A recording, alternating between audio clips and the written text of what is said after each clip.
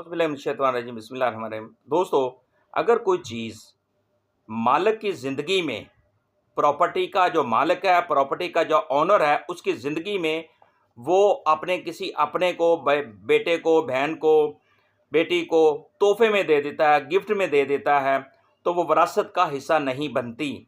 क्योंकि जब हिबा होगी और वो अपनी ज़िंदगी में उसको हिबानामा को जो गिफ्ट दे रहा होता है, उसको रजिस्टर्ड करवा लेता है, तो सरकारी रिकॉर्ड में दिया गया बयान में मलकियत के सबूत के तौर पर इस्तेमाल किया जा सकता है, इस्तेमाल हो सकता है। अगर इस तरह का कल को इशू बनता है, को जो बंदा अपनी ज़िंदगी में किसी को प्रॉपर्टी या कोई चीज़ हिबा करता है, गिफ्ट कर देता है, तो बाद में उसके जो वारसान है उसको चैलेंज कर देते हैं।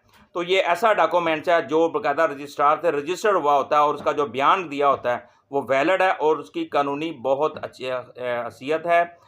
तो इसमें सिविल अपील है दोस्तों 1779 2024 सैयद उज़ैर शाह बनाम सरिया बेगम वगैरह, ये दोस्तों केस था जिसमें यह बताया गया कि अगर कोई शख्स जायदाद का जो मालिक है ज़िंदगी में किसी को तोहफे में देगा तो वो विरासत का हिस्सा नहीं रहती बाद में। मुझे अपनी दुआ में याद रखिएगा। अल्लाह हाफ़िज़।